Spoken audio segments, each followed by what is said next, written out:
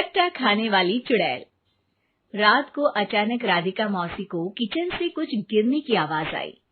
उन्होंने बाहर निकल के देखा तो किचन में उन्हें कुछ सफेद साड़ी में दिखा।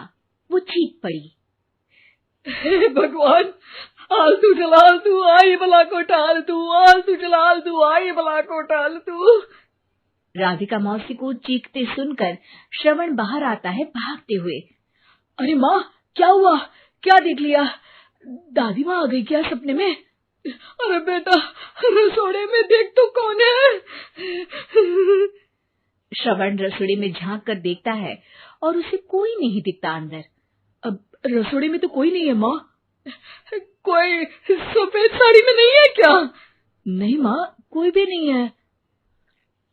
चिल्लम चिल्ली की आवाज सुनकर काजल भी वहां आ जाती है। अब क्या हो गया माँ जी? अरे बेटा, रसोड़े में एक चुड़ैल थी सफेद साड़ी में। अरे क्या कर रही थी वो अंदर? अरे बताया नहीं, कल आएगी ना तो पूछ लूंगी। चुड़ैल जी, आपका क्या प्लान है? माँ जी, रात बहुत हो गई है, आपने कोई बुरा सपना देखा होगा, चलिए सो जाइए। राधिका मौसी सोने तो चली जाती है, पर उनको रात भर नींद ही नहीं आती। वो कुछ भी उलझुल बातें सोचने लगती है।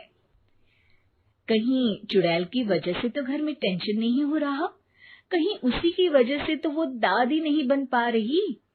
सुबह जब राधिका मौसी रसोड़े में छानबीन करती है तो पाती है कि नींबू का अचार गायब है। चुड़ैल नींबू का अचार ले गई, मुझे तो ठीक नहीं लग रहा कुछ। चुड़ैल को भी पता है कि जिंदगी का असली मजा तो खट्टे में ही है। राधिका मौसी झट से श्रवण को फोन कर देती है। बेटा, मुझे समस्या समझ में आ गई है, हमें एक तांत्रिक की जरूरत है। अरे क्या बोल रही हो माँ, तांत्रिक की क्या जरूरत है? आप पूजा पाठ तो कर ही रही हो ना। आलतू जलालतू मंत्र सारे फालतू जैसे कुछ मंत्र पढ़ो, चली जाएगी अपने आप चुड़ैल। अरे नहीं बेटा, कभी चुड़ैल को कम नहीं समझते। अरे तुझे पता भी नहीं चलेगा कि कभी वो छल करके काजल की जगह घर की बहू खुद बन जाएगी। क्या माँ, कुछ भी बोल रही हो? कहाँ काजल और कहाँ चुड़ैल? वैसे एक बात बताओ, काजल को अगर गाने के लिए बोल देना तो चुड़ैल काजल की आवाज सुनकर घर तो क्या, धरती लोग छोड़कर चली जाएगी। तुम ना पढ़े लिखे बच्चे हर चीज को मजाक समझते हो। तुम रहने दो, मैं खुद ही तांत्रिक को बुला लेती हूँ। अच्छा सुन, शाम को इमली लेके आना। क्या है कि चटनी खाए बहुत दिन हो गए है ना।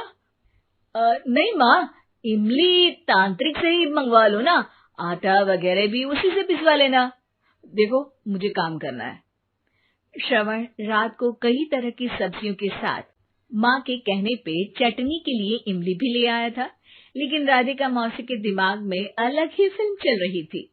उन्हें अब सिर्फ शक ही नहीं यकीन होने लगा था कि शायद चुड़ैल ने श्रवण पर अपना जाल बिछा दिया था, जिस वजह से श्रवण उनकी बात ही नहीं मान रहा था।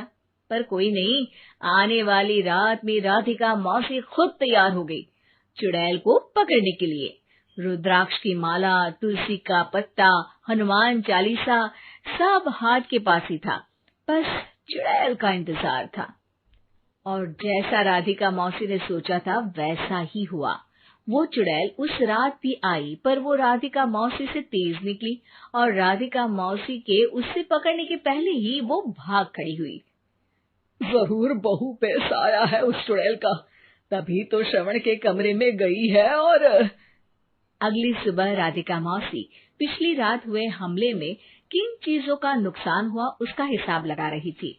उनके खेमे से एक आम के अचार की शीशी भी गायब हो चुकी थी और वो इमली भी जो कल श्रवण लेकर आया था। राधिका मौसी इस बारे में सोच ही रही थी कि श्रवण जल्दी से रसोड़े में आकर दवाइयों की पोटली ढूंढने लगता है। अरे बेटा, क्या हो गया? अब माँ, वो काजल की तबीयत खराब है, बहुत घबराहट हो रही है उसे।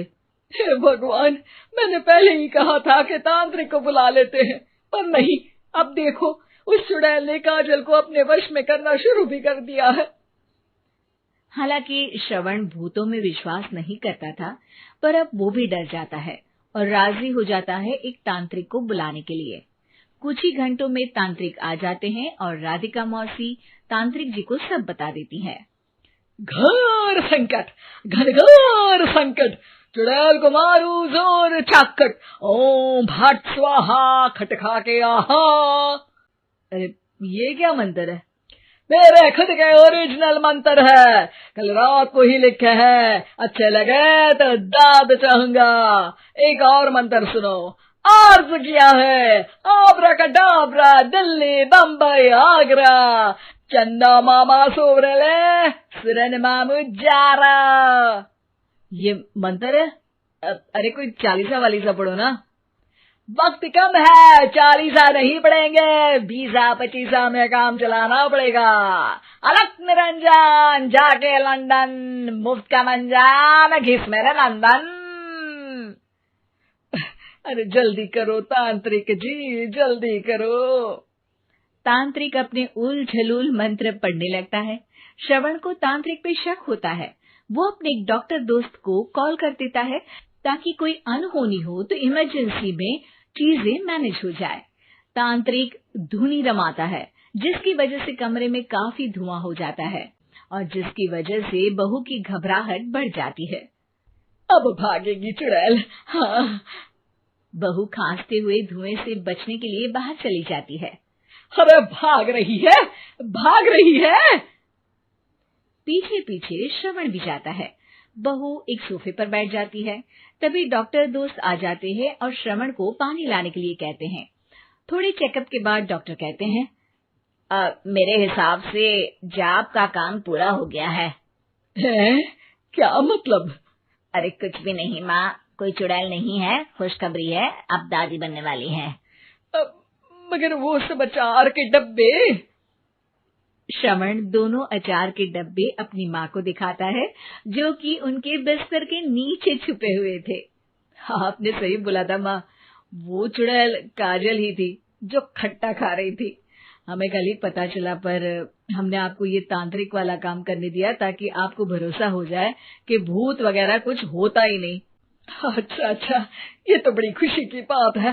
पर बेटा मुझे एक झाड़ू तो ला दे। क्यों माँ? ये तांत्रिक का भूत उतारती हूँ मैं। अब तांत्रिक राधा मौसी के डर से घर से भाग निकलता है और राधा मौसी उसके पीछे भागती है। अरे संकट ये घनघोर है, तांत्रिक मुआ चोर है।